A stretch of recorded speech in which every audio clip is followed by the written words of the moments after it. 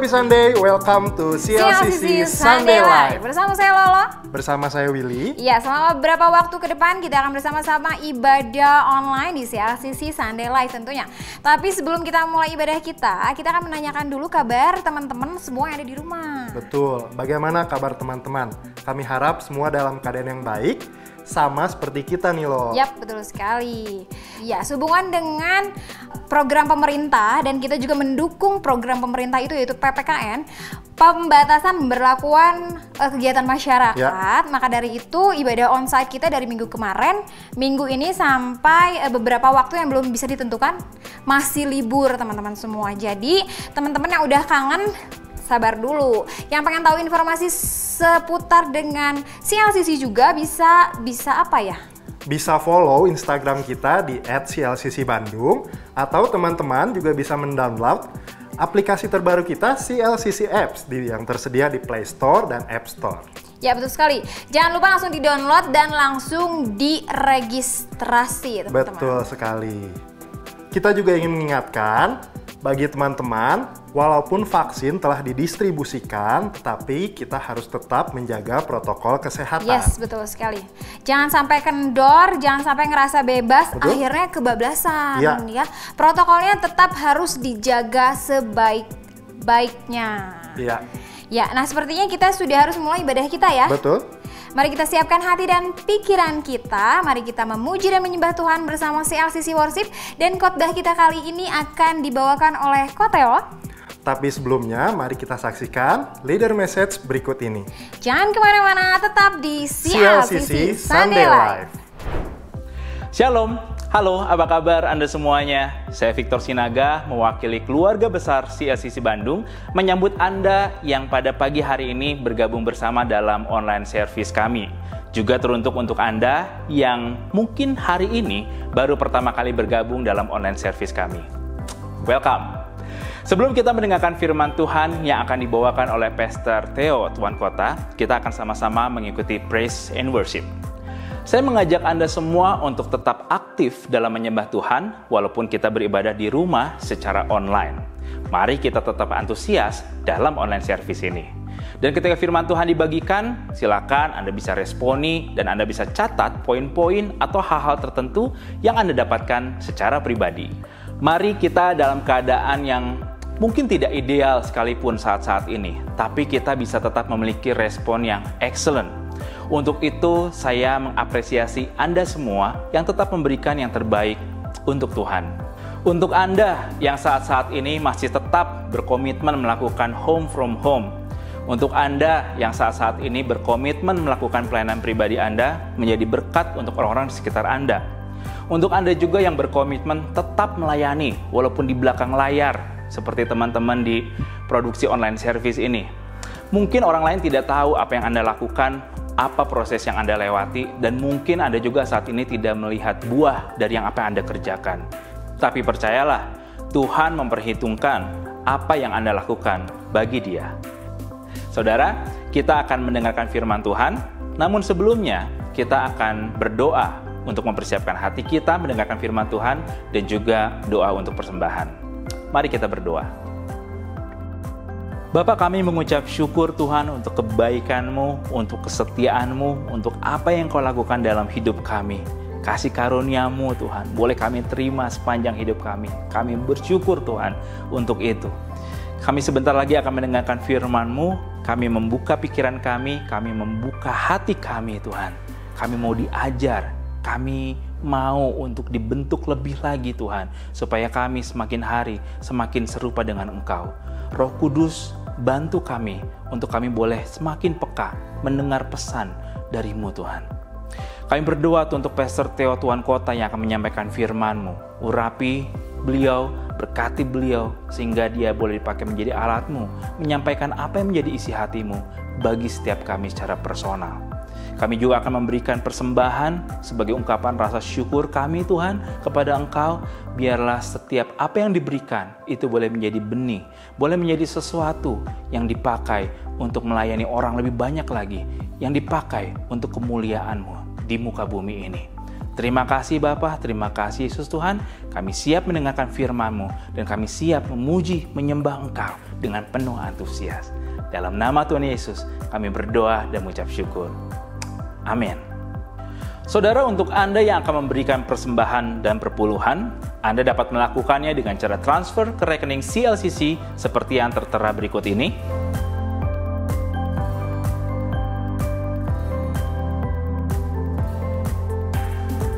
Atau Anda juga bisa scan QR Code yang ada di layar Anda.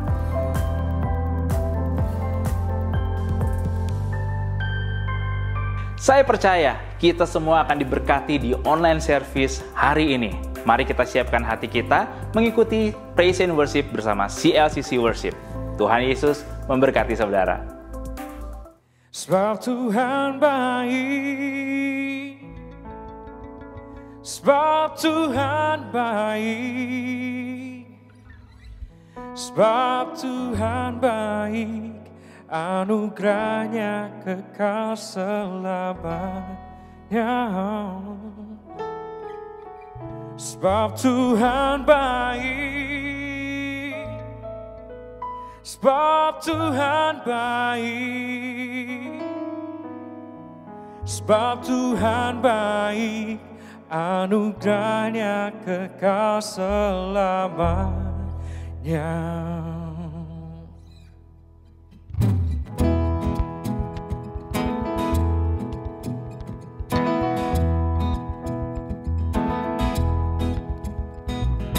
Masuk gerbangnya bersyukur dengan penuh pujian, bersuka di hadiratnya, nyanyi besarkan agung namanya. Hey! Puji dan tiuplah sangkakala, musik dan tarian, semua makhluk di bumi di surga dengan senap hati naikkan pujian. Sebab Tuhan baik, sebab Tuhan baik, sebab Tuhan baik, anugerahnya kekal selamanya. Sebab Tuhan baik,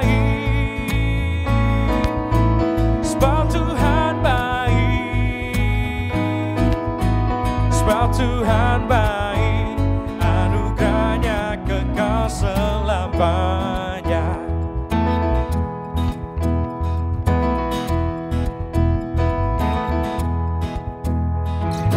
Yesus Kristus Allah Tuhanku, pencipta segalanya, datang sujud di hadapannya, angkat tanganmu, naikkan pujian, puji dan tiuplah sangkakala, musik dan tarian, semua makhluk di bumi di surga dengan senap hati naikkan pujian. Sebab Tuhan baik, sebab Tuhan baik, sebab Tuhan baik, anugerahnya kekal selamanya. Sebab Tuhan baik, sebab Tuhan baik, sebab Tuhan baik, anugerahnya kekal selamanya. Oh, sebab Tuhan baik, hey. Sebab Tuhan baik, sebab Tuhan baik, anugerahnya kekal selamanya. Oh, oh, sebab Tuhan baik, sebab Tuhan baik, sebab Tuhan baik, anugerahnya kekal selamanya. Sebab Tuhan baik, anugerahnya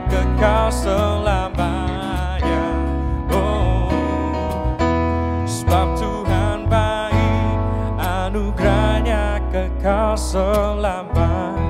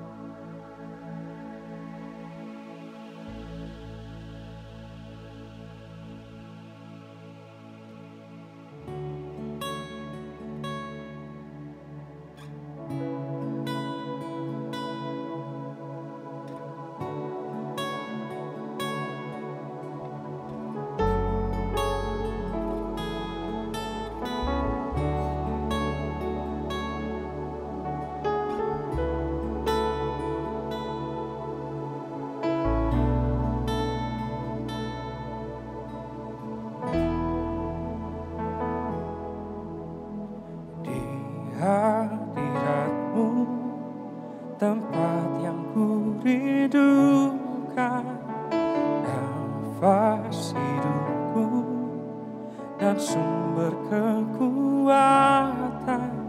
Di sana kau nyatakan isi hati dan rindumu, sehingga ku mengerti berharganya hidupku. Hadiratmu yang membawaku teringat semua janjimu, mengubah hidupku menjadi indah. Hadiratmu yang menguatkan aku di dalam pengharapan. Yesus, untuk selamanya hiduplah dalamku.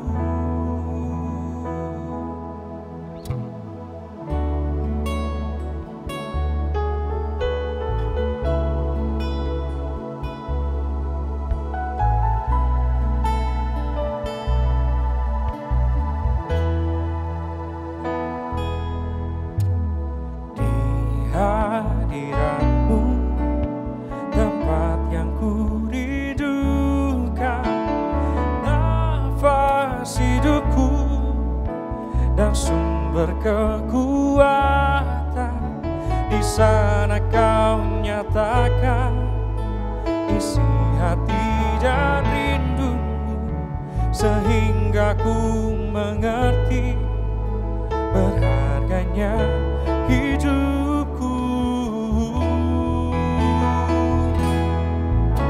Hadiratmu yang membawaku teringat semua janjimu, mengubah hidupku menjadi indah. Hadiratmu yang menguatkan aku di dalam pengharapan. Yesus, untuk selamanya hiduplah dalamku.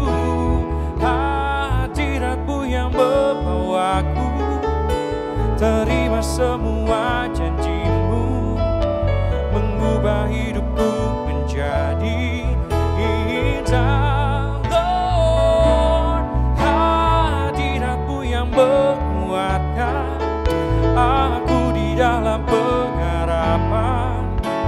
Yesus, untuk selamanya hiduplah dalamku.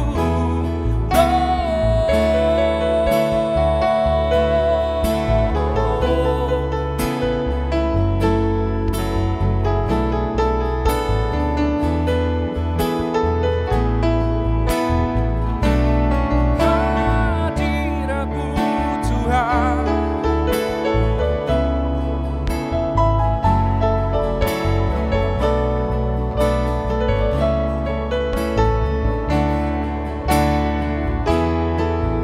hadiratmu yang membawaku terikat semua janjimu, mengubah hidupku menjadi indah.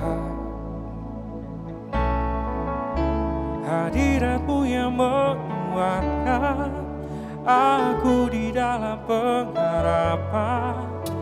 Yesus untuk selamanya hiduplah dalamku.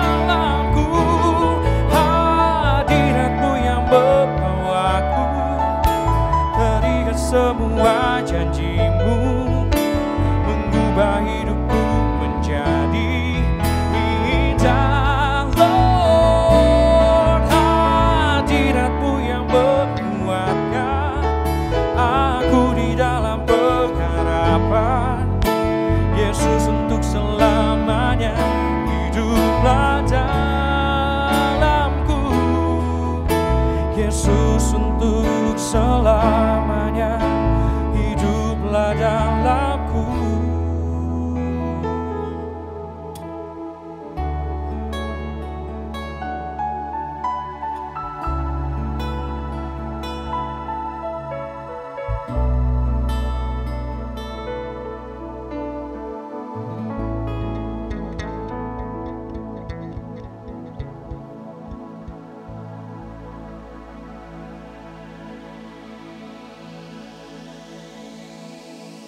Shalom saudaraku, senang sekali saya boleh menyapa saudara kembali melalui ibadah online ini. Saya berdoa dan berharap saudara terus dalam keadaan baik-baik saja.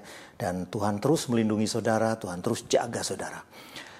Ya, tahun 2020 ini yang lalu sudah berakhir dan kita akan memasuki masa-masa yang baru, 2021. Izinkan saya juga menyapa saudara dengan selamat tahun baru. Mari kita berharap, kita terus berharap dan terus bergantung pada Tuhan. Karena hanya Dia yang punya jawaban untuk semua masalah-masalah kita dan semua yang kita bingungkan pada saat ini. Saudara, saya berharap saudara mengikuti khotbah minggu lalu yang dibawakan oleh Pastor Andi Setiawan. Luar biasa sekali, saya sangat diberkati dengan khotbah tersebut. Saya berharap saudara juga demikian. Dan jika saudara belum sempat melihatnya, ambil waktu sejenak untuk melihat semuanya itu, untuk mempelajari semuanya itu.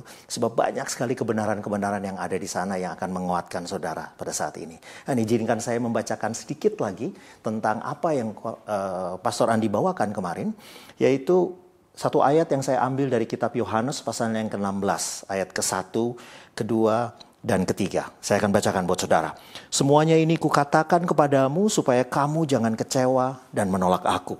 Kamu akan dikucilkan, bahkan akan datang saatnya bahwa setiap orang yang membunuh kamu akan menyangka bahwa ia berbuat bakti kepada Allah.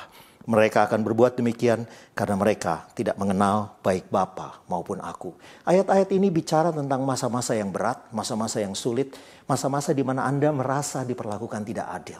Dan dengar saya baik-baik saudaraku, seperti yang Pastor Andi tekankan minggu lalu, jangan sampai saudara kecewa. Karena maksud dari semuanya ini bukanlah untuk merugikan saudara. Maksud dari semuanya ini bukanlah untuk menghancurkan semua yang saudara sudah bangun. Maksud dari semua kesulitan ini adalah apa? Untuk membuat saudara kecewa dan kemudian menolak Dia yang mengasihi saudara. Oleh karena itu jangan salah fokus di masa-masa yang sulit ini. Teguhkan hatimu, jangan biarkan kamu kecewa dan terus berharap pada Dia. Dan kalau kita menolak Dia saudaraku, itulah kekalahan kita yang sejati. Pada hari ini saudaraku, saya akan membahas bagian berikutnya dari masalah emosi yang sering kita hadapi saudaraku. Kita sering berhadapan dengan orang-orang Kristen yang di gereja terlihat seperti malaikat-malaikat. Namun kehidupan sehari-harinya tidak memperlihatkan itu. Bagaimana seorang bisa begitu penuh kasih di atas mimbar, namun kehidupan di tengah-tengah keluarganya begitu menyakitkan dan mengecewakan saudaraku. Mereka seperti menghidupi kehidupan yang disebut dengan double life. Dan ini adalah masalah emosional yang sangat serius. Kita cenderung memisahkan kehidupan rohani kita dengan kehidupan yang non-rohani. Izinkan saya bercerita seperti ini saudaraku. Ada seorang suami, ada seorang laki-laki yang kemudian menikahi pasangan hidupnya yang sangat dia cintai. Dia benar-benar bersuka cita hari itu karena akhirnya dia bisa meminang pasangannya dan kemudian menjadikannya istri. Di hari setelah mereka menikah, sang suami itu bangun pagi-pagi dengan tubuh yang segar dan penuh semangat. Dia pergi bekerja ke kantornya dan kemudian setelah waktu pulang dia kembali ke rumah. Sangat heran ketika dia pulang sampai ke rumah, dia tidak menjumpai istrinya ada di rumahnya saudaraku. Istrinya yang begitu dikasihi tadi itu nggak ada di rumahnya. Dia heran kenapa, dan tiba-tiba terdengar suara langkah kaki dari pintu dan istrinya baru pulang. Dengan dandanan yang heboh, terlihat seperti, wah pokoknya heboh lah, luar biasa dandanannya. Langsung suaminya bertanya, dari mana kamu? Kenapa kamu tidak ada di rumah? Istriku, katanya. Lalu sang wanita itu jawab, aduh maaf sayang, maaf, saya terlambat pulang. Saya baru saja hang out dengan teman-teman saya, dan saya baru saja berjumpa dan bercengkrama dengan bekas pacar saya. Sang suami begitu terkejut mendengar itu. Nah, mengapa? Mengapa kamu kan udah menjadi istri saya? Lalu kata istrinya, honey, kamu adalah suamiku di rumah ini. Tapi ketika aku keluar dari rumah, aku adalah diriku sendiri. Bagaimana pendapat saudara tentang wanita ini? Bagaimana menurut pendapat saudara tentang sang istri ini? Bukankah ini seorang istri yang luar biasa? Enggak banget. Seorang istri yang luar biasa mengejutkan. Rasanya aneh bagaimana seorang istri atau mungkin saja suami yang seperti ini menjadi seorang suami atau istri di rumah, tapi di luar rumah dia bukan istri atau suami. Dia bujangan, bahkan tidak mungkin dia ternyata bajingan. Saudara, sangat-sangat mengejutkan bahwa ternyata seperti itu jugalah seringkali kita terhadap Tuhan kita. Ingat, Tuhan kita datang mati bukan hanya untuk menyelamatkan kita, tapi tujuan utamanya adalah juga untuk menjadikan kita mempelainya. Yang ada di kepala Yesus sejak awal, yang ada di kepala Bapa sejak awal adalah sebuah hubungan yang indah antara gereja dengan Dia. Dan seringkali kita memutuskan bahwa kita hanya mau hidup bersama dengan Dia sebagai mempelainya, sebagai mempelai Kristus ketika kita ada di gereja atau ketika kita berada di dalam kegiatan-kegiatan rohani. Tapi dari Senin sampai Sabtu kita cenderung memilih untuk menjadi diri kita sendiri. Saudara, inilah yang sangat berbahaya, saudaraku. Inilah yang sangat berbahaya. Bukan hanya karena dengan demikian dunia melihat wajah yang keliru tentang anak-anak Tuhan, namun juga karena itu sangat-sangat merusak emosi kita. Ketika kita terus-menerus secara sadar menghidupi kehidupan ganda, double life seperti itu. Anak Tuhan namun juga seorang manusia dunia seperti yang lainnya. Maka kita sedang merusak dan menghancurkan emosi kita. Di dalam diri kita akan terus terjadi konflik yang terus bertentangan. Setiap kali kita menyembah Tuhan, dosa-dosa yang kita izinkan terjadi pada hari Senin sampai Sabtu akan menggerogoti kita dan menuduh kita. Dan pada hari-hari di mana hari Senin sampai Sabtu di mana kita sedang asik hidup dalam kehidupan kita, prinsip-prinsip kerajaan Allah terus-menerus menekan kita dengan berat dan mengatakan bahwa apa yang kita lakukan salah. Kehidupan seperti ini sangat menyiksa dan sangat menghancurkan. Dan tidak heran banyak orang yang akhirnya patah arah karena itu, saudaraku. Dan kalau kita mau belajar tentang bagaimana supaya kita tidak menghidupi kehidupan yang double life seperti itu, kita perlu belajar dari tokoh-tokoh Alkitab. Dan salah satunya adalah Daud. Kita perlu belajar bagaimana dia menghidupi kehidupannya dengan berintegritas. Kehidupan yang sama luar dan dalamnya. Saya mau ajak saudara semua untuk lihat bersama-sama di Mazmur 78. Di situ dikatakan bahwa Daud mengembalakan domba-dombanya dengan ketulusan hatinya. Dan menuntun mereka dengan kecakapan tangannya. Itu yang ditulis di dalam Mazmur 78 ayatnya yang ke-72. Dalam bahasa Inggris dikatakan, so David shepherd them with integrity of heart. Ya saudaraku ya, disitulah muncul kata integrity of heart. Dengan hati yang utuh. Dengan hidup yang whole, yang utuh, yang tidak terbelah-belah. Nggak ada itu kehidupan Minggu, kehidupan Senin sampai Sabtu. Enggak, dia utuh. Seperti apa adanya. Minggu, Senin, Selasa, Sabtu sama. Dan kemudian dikatakan juga guided them with skillful hands. Saudara catat ayat ini baik-baik karena saya mau katakan pada saudara bahwa inilah dua hal yang dunia sangat butuhkan pada saat ini. Integritas dan kecakapan tangan, skill. Ketika saudara punya integritas, bangun skill saudara. Karena tanpa skill, saudara nggak bisa lakukan apapun. Saudara nggak bisa tajam, saudara nggak bisa bermakna, saudara nggak bisa berkati dunia ini dengan lebih lagi. Namun ketika saudara punya skill dan tidak ada integriti di dalam diri saudara, saudara hanya akan jadi penjahat yang sangat merusak dunia ini, saudaraku.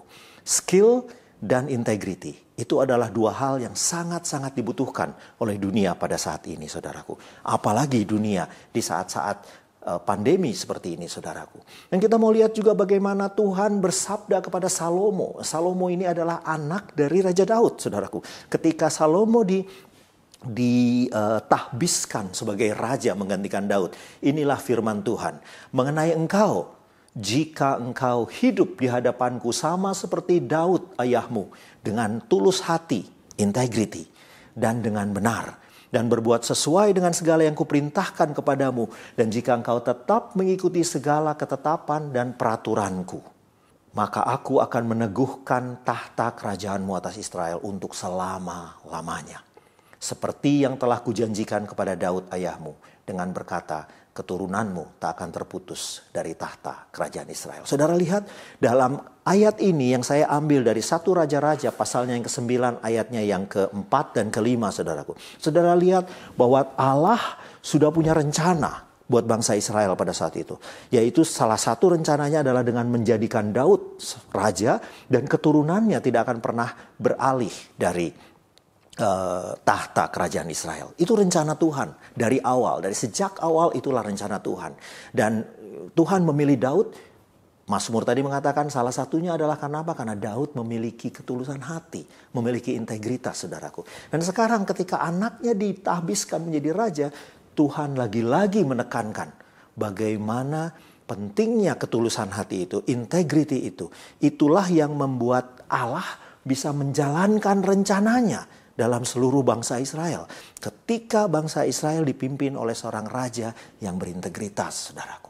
Dan kita lihat lagi pada Nehemia 7 ayat yang kedua. Sekarang bangsa Israelnya udah berantakan, udah hancur morat-marit, diserahkan kemana-mana. Dan kemudian ada orang-orang yang Tuhan pilih untuk kemudian membangun kembali tembok Israel. Membangun kembali kerajaan Israel, saudaraku. Nah, Nehemia 7 ayat yang kedua berkata seperti ini. Pengawasan atas Yerusalem aku serahkan kepada Hanani, saudaraku. Demikian firman Tuhan. Dan kepada Hananya, panglima benteng. Karena dia seorang yang dapat dipercaya. Dan yang takut akan Allah lebih dari orang-orang lain. Saudara, Tuhan mencari orang yang dia bisa percaya. Tuhan mencari orang-orang yang dapat dipercaya oleh Tuhan. Untuk diberikan rencananya, untuk dijadikan kepanjangan tangannya untuk memberkati dunia ini, saudaraku. Di awal Tuhan mencari orang yang berintegritas, ditemukanlah Daud. Daud kemudian jadi raja dan kemudian keturunannya tetap menjadi raja dan Tuhan mengingatkan untuk tetap berintegritas. Setelah kerajaan Israel pecah, hancur berantakan, rencana Allah harus tetap jalan. Dan bagaimana supaya rencana Allah tetap jalan? Tuhan mencari orang-orang yang berintegritas, saudaraku. Tuhan mencari orang-orang yang berintegritas. Dengar saya baik-baik, saudaraku. Rencana Allah, misi Allah bagi dunia ini, misi Allah tentang keselamatan, gospelnya yang besar itu, saudaraku.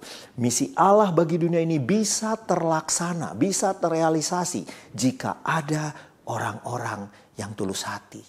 Jika ada orang-orang yang berintegritas, yang mau menjalankannya buat Tuhan. Untuk melaksanakannya diperlukan orang-orang yang berintegritas. Dan saya mau ingatkan sekali lagi pesan Yesus. Ini diambil dari kitab Lukas pasalnya yang ke-9 ayat yang ke-62. Di situ dikatakan Yesus berkata, setiap orang yang siap untuk membajak tetapi menoleh ke belakang. Ya, saudara bayangkan itu ya. Siap untuk membajak, dia sedang menatap pada tujuan. Namun dia menoleh ke belakang. Dia menoleh ke belakang. Tidak layak, kata Tuhan, untuk kerajaan Allah. Nah, seringkali ayat ini dikatakan bahwa berarti orang ini nggak pantas untuk jadi anggota kerajaan Allah. Sebenarnya enggak. Kata tidak layak di situ adalah eutetos. Dan yang dimaksud dengan eutetos itu adalah does not fit for service. Yang artinya tidak cukup cakap untuk bisa melaksanakan rencana Tuhan. Mereka yang siap untuk membajak namun tidak bisa meninggalkan kehidupannya yang lama, terus-menerus ingin hidup di dalam double life seperti itu. Mereka tidak cocok untuk bisa dipakai Tuhan melakukan rencananya buat dunia ini. Jadi saudaraku, begitu penting kita untuk menyadari ini, bahwa rencana Tuhan tidak pernah bisa terjadi, tidak pernah bisa tercapai jika kita terus-menerus hidup menghidupi kehidupan yang ganda seperti itu. Double life, kita menggunakan standar yang ganda. Kalau di gereja kita pakai standar Tuhan, kalau di dunia kita pakai standar dunia. Nggak bisa seperti itu, saudaraku.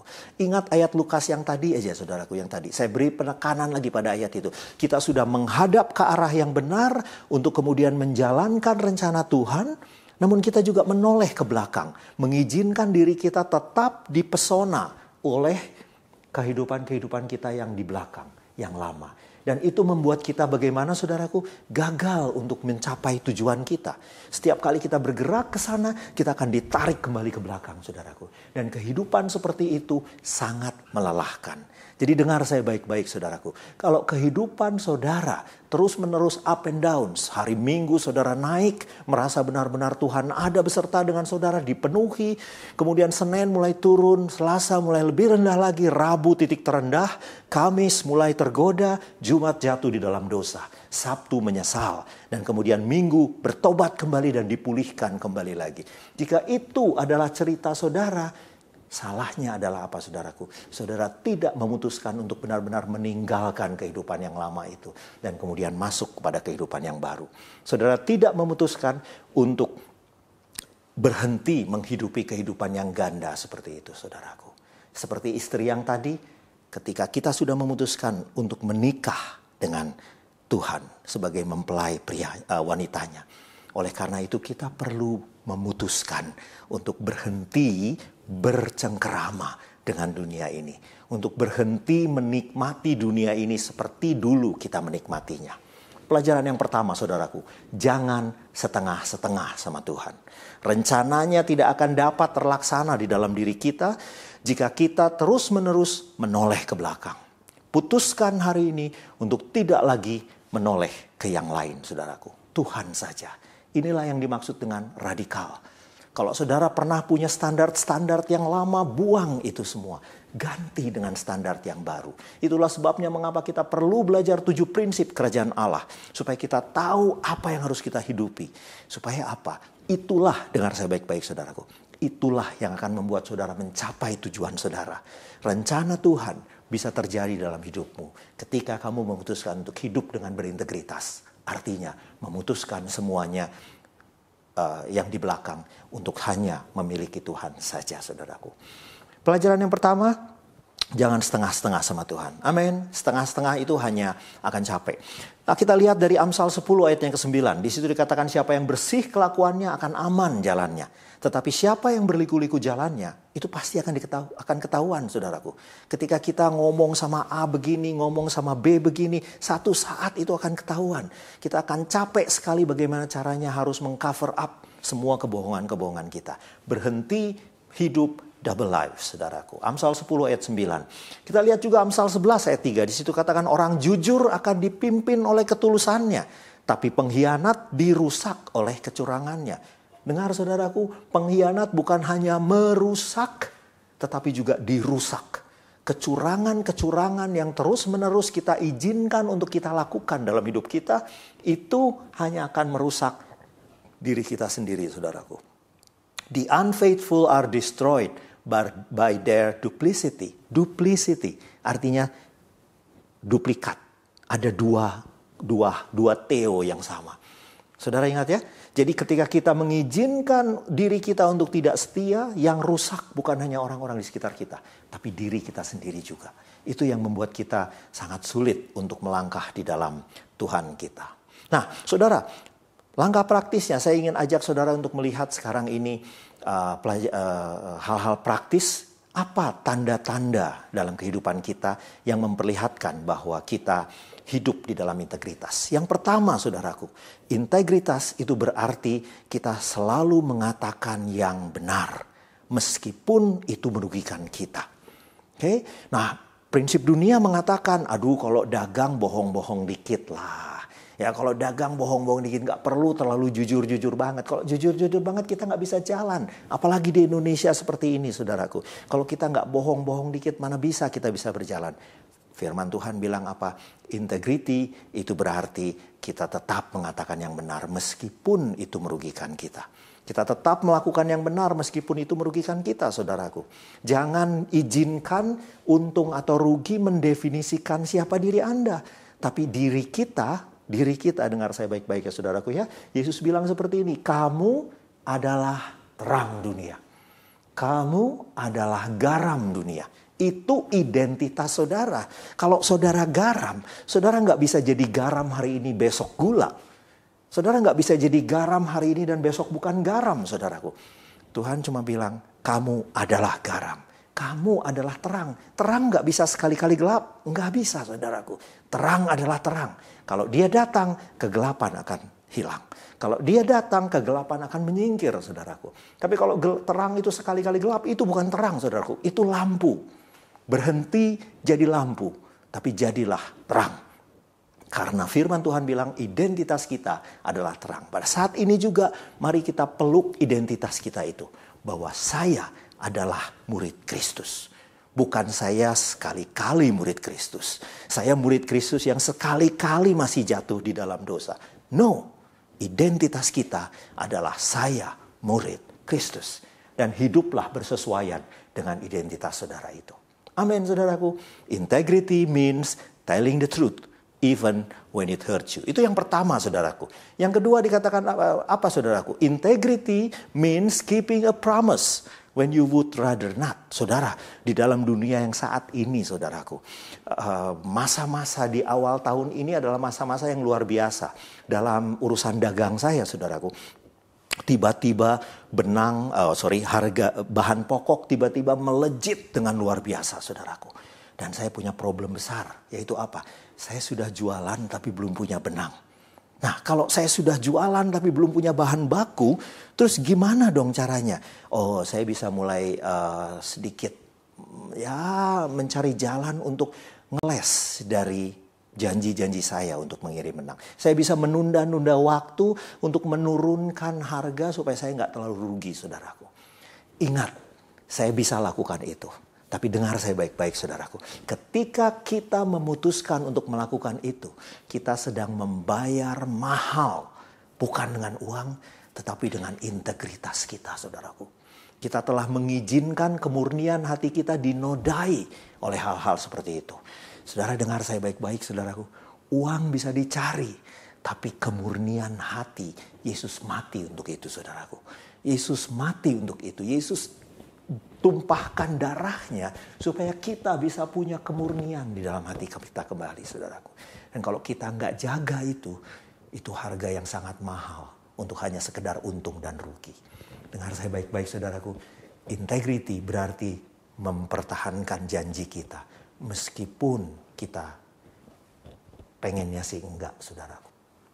Mazmur 15 ayatnya yang keempat bagian B. Di situ dikatakan orang yang berintegritas adalah mereka yang berpegang pada sumpah walaupun rugi. Dengar itu baik-baik saudaraku. Berpegang pada sumpah walaupun itu rugi. Seharusnya pengenalan kita pada Tuhan membuat kita benar-benar menghargai kemurnian hati kita. Membuat kita ingin mempertahankannya sedapat mungkin. Dengan apa saja. Meskipun kita harus rugi, mari kita Tuhan temukan kita sebagai orang-orang yang mempertahankan sumpahnya meskipun rugi. Sekian tahun yang lalu saudaraku ketika saya masih mahasiswa, saya mengalami masalah-masalah seperti ini. Saya waktu itu harus bekerja sambil saya kuliah, saya harus ngajar. Sehingga saya capek sekali saudaraku. Dan waktu itu ada PR. Saya lupa banget ada PR. Hingga malam itu saya pulang malam-malam setelah mengajar. Karena udah sangat kelelahan saya langsung tidur. Saya gak sempat mengerjakan PR. Dan besoknya ketika saya hadir di tempat kuliah. Saya tahu bahwa ada PR. Waduh saya panik. Saya segera seperti layaknya para mahasiswa barangkali. Saya waktu itu segera bergerilya mencari orang yang sudah mengerjakan PR. Dan saya bilang pinjem dong PR-nya. Lalu saya salin PR-nya semua. Dan saya tulis nama saya di atas itu. Dan saya kumpulkan. Saya tetap mengikuti kuliah. Dosennya tidak pernah tahu bahwa saya melakukan hal itu. Tidak ada yang tahu kecuali saya dan Tuhan bahwa saya melakukan hal itu. Namun sepanjang kuliah itu hati saya begitu terganggu, saudaraku. Karena saya tahu saya telah melakukan sesuatu yang salah. Saudara, saya sedang membayar mahal nilai PR saya itu dengan hati nurani saya, dengan kemurnian saya, saudaraku. Nah, akhirnya saya nggak tahan. Setelah kuliah itu selesai, saya temui dosen saya langsung. Saya temui di kelas, saya bilang, "Pak, boleh nggak saya minta waktu untuk saya ambil kembali PR saya? Itu bukan pekerjaan saya. Saya tadi pagi menyalin pekerjaan saya." Dosen itu kaget sekali. Kaget sekali dan dia bilang, "Kamu temui saya di kantor." Saya bilang, "Mati gua. Nggak lulus nih pasti." Kayak gitu, saudaraku. Mungkin sekali saya nggak lulus pada saat itu, saudaraku. Dan akhirnya pada saat itu kuliah saya tidak mendapat nilai yang maksimal. Tapi saya tidak pernah menyesal saya melakukan itu. Kenapa, saudaraku? Karena saya telah memutuskan untuk menjaga integritas saya. Nah, hal-hal praktis apa yang bisa kita pakai untuk supaya menjaga kita dari kejatuhan kita dalam hal integritas? Yang pertama adalah apa, saudaraku? Awasi perkataanmu. Jangan mudah mengumbar janji. Itu yang kedua, saudaraku. Jangan pernah katakan bisa kalau Anda tidak bisa. Sebab kalau Anda ngaku bisa, Anda harus berusaha mati-matian untuk bisa memenuhi kata-kata Anda itu. Dan ketika Anda ternyata tidak bisa, Anda harus mengeluarkan sebuah alasan yang luar biasa untuk supaya Anda bisa cover up kebohongan Anda itu. Dan hidup yang seperti itu sangat melelahkan dan sangat capek, saudaraku. Kalau Anda tidak tahu, katakan demikian. Jangan pura-pura tahu, jangan sok tahu. Karena pada satu saat semuanya itu akan terbongkar, saudaraku. Dan ini yang paling penting, saudaraku. Belajar untuk berkata tidak. Ya, belajar untuk berkata tidak, saudaraku. Maksudnya yang lebih tegas lagi, saudaraku. Belajar untuk berkata tidak pada hal-hal yang tidak baik. Pada hal-hal yang buruk. Oh, itu sahabat saya sejak SD, Pak. Kami jatuh bangun bersama-sama. Ya, betul. Dia tahu susahnya saya, Pak. Dia sekarang ngajak saya untuk mabok-mabokan dan main perempuan lagi, Pak. Aduh, ini kan teman baik saya. Masa nggak sih? Ya udahlah, saya temenin aja. Udahlah, saya temenin aja. No. Belajar untuk berkata tidak. Kenapa? Karena saudara adalah orang yang berbeda, saudaraku. Dengar saya baik-baik. Mungkin teman Anda itu tahu bahwa Anda adalah seorang anak Tuhan yang sungguh-sungguh, murid Kristus yang sungguh-sungguh, dan dia bisa mengerti bahwa Anda ada di sana untuk menemani dia saja. Tapi bagaimana dengan orang-orang yang melihat Anda keluar dari klub malam itu? Bagaimana dengan orang-orang yang melihat Anda keluar dari tempat maksiat itu, saudaraku? Mereka nggak tahu. Mereka hanya bilang, "Gila ya, anak Tuhan kok seperti itu." Dan saudara sedang bayar mahal dengan integritas yang luar biasa. Ada seorang artis Indonesia yang kebiasaan di luar negeri waktu itu mengatakan seperti ini. Kalau dia mau albumnya sukses, dia perlu melakukan promosi. Dan salah satu promosi yang paling efektif adalah promosi di klub-klub striptease, klub-klub telanjang, saudaraku. Nah, artis itu bergumul dengan itu, lalu akhirnya dia menolak. Dan gara-gara dia menolak itu, dia kehilangan kesempatan untuk mendapatkan untung miliaran rupiah, saudaraku. Kesempatan untuk kehilangan keuntungan miliaran rupiah yang bisa dia keruk dalam waktu 1 minggu. Saudara, apa kata artis tersebut, saudaraku? Artis ini bilang gini, "I have to keep my integrity." Saya harus menjaga integritas saya. Integritas saya itu jauh lebih mahal daripada untung yang bisa saya dapat, saudaraku. Miliki hati yang seperti itu.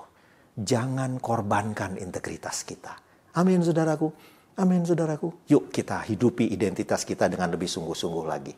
Apa ciri keempat tentang integritas? Adalah integritas itu berarti kita siap untuk menghadapi masalah, meskipun lebih mudah untuk menghindarinya. Saudara, kalau saudara ikuti khotbahnya Pastor Andi kemarin, ini bicara tentang luka masa lalu. Berapa banyak luka masa lalu yang tetap ada dan menyiksa saudara dan menyiksa dia yang melukai saudara, akibat dari saudara tidak mau mengkonfrontasikannya. Aduh, udahlah, udah lupain aja deh, udah nggak usah.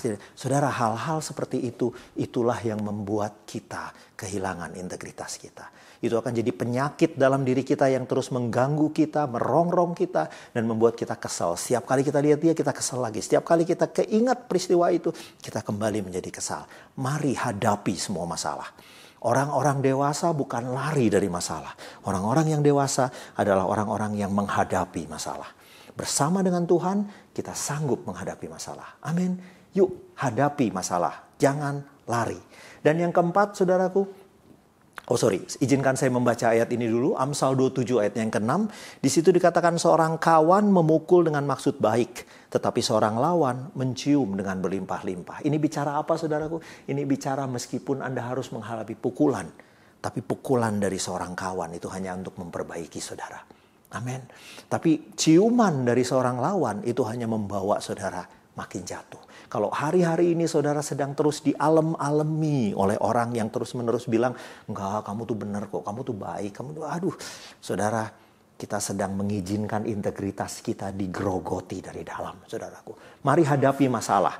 Kemarin Pastor Andi bilang, pelajari respon-respon kita, yuk belajar untuk menghadapi kenyataan, hadapi dengan dewasa.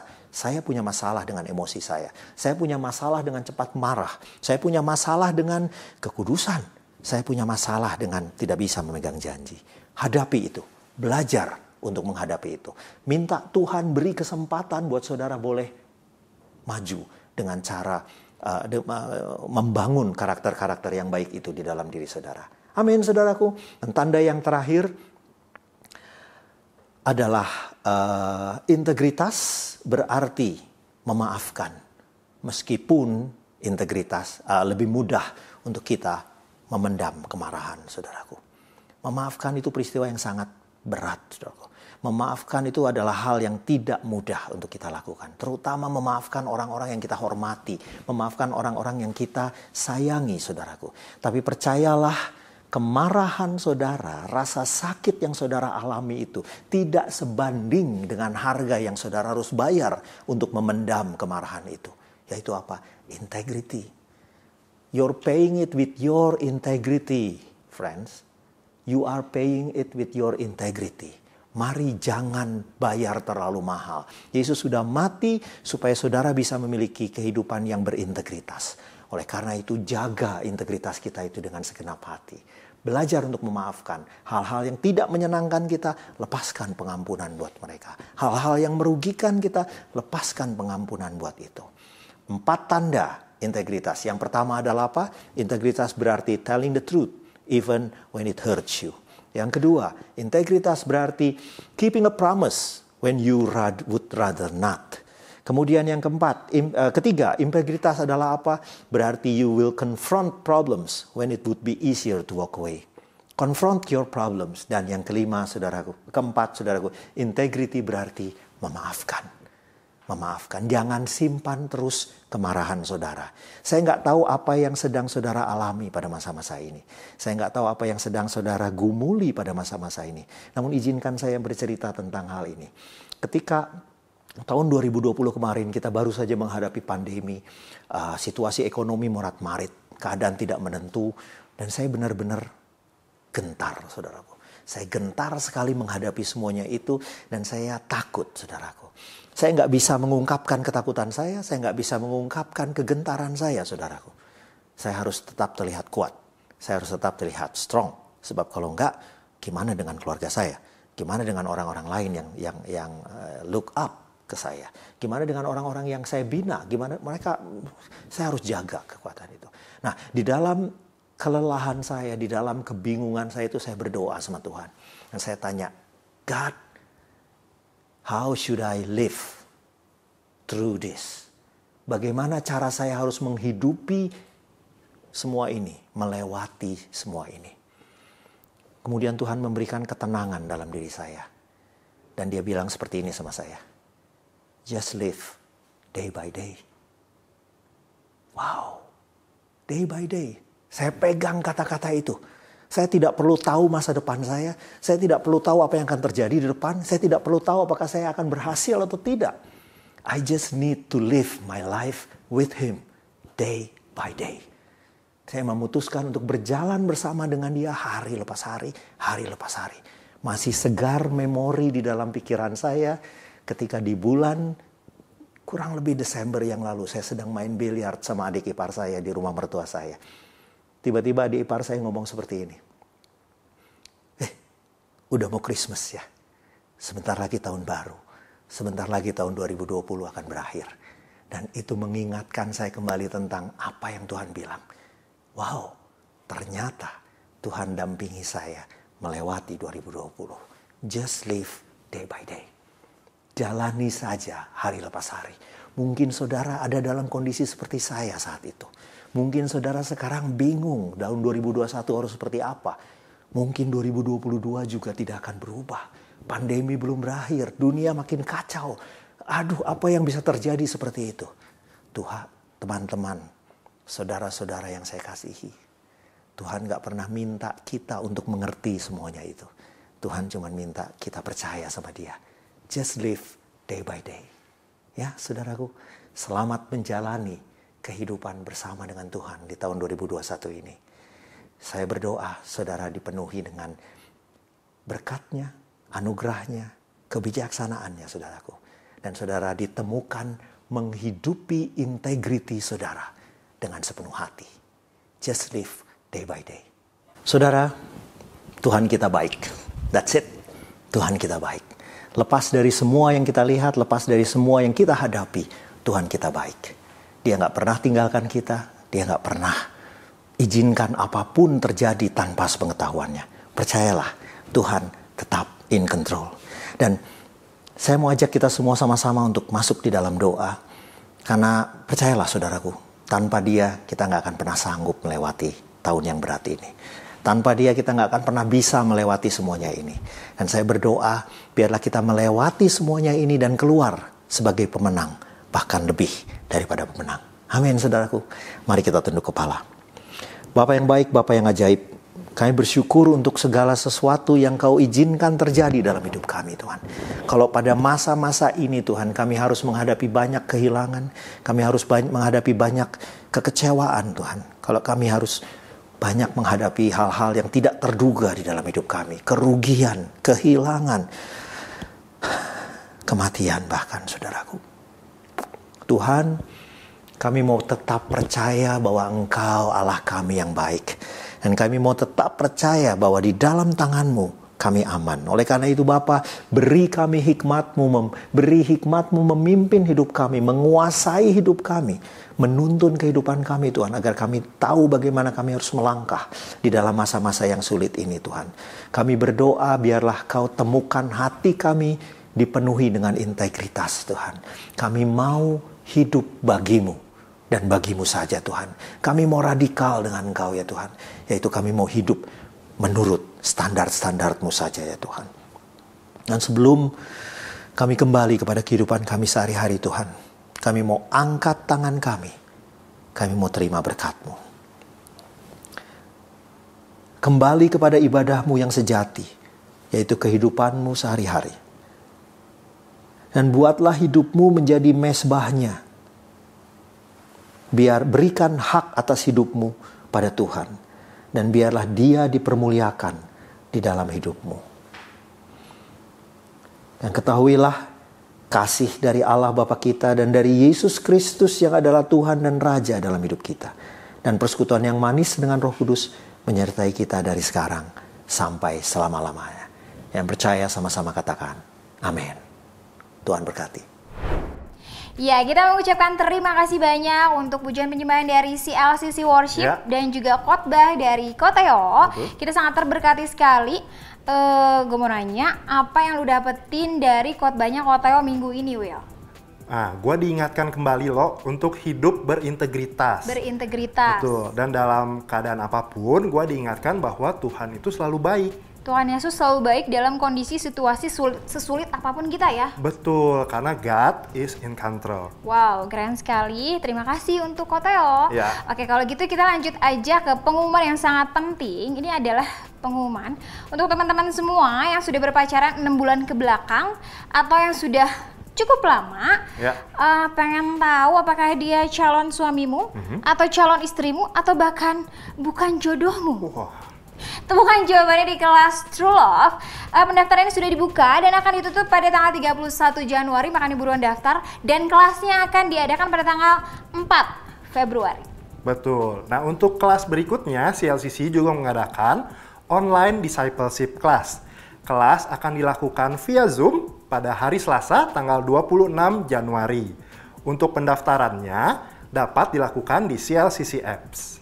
Ya, jadi yang belum download langsung download aplikasinya dan juga Betul. langsung registrasi dan juga Betul. untuk pendaftaran bisa di situ semua ya. Yes, betul sekali. Kalau gitu sepertinya kita sudah harus pamit nih. Ya. Ada yang lupa nggak? Oh iya, untuk teman-teman yang merasa terberkati, jangan lupa like, share, dan subscribe YouTube channel kita. Di mana lo? Di Cactus Production BDG. Betul. Nah, kalau sekarang udah waktunya kita harus benar-benar berpamitan sama teman-teman semua. Betul, kita mengucapkan terima kasih. Saya Willy. Saya Lolo. See you next week. Happy Sunday and God bless.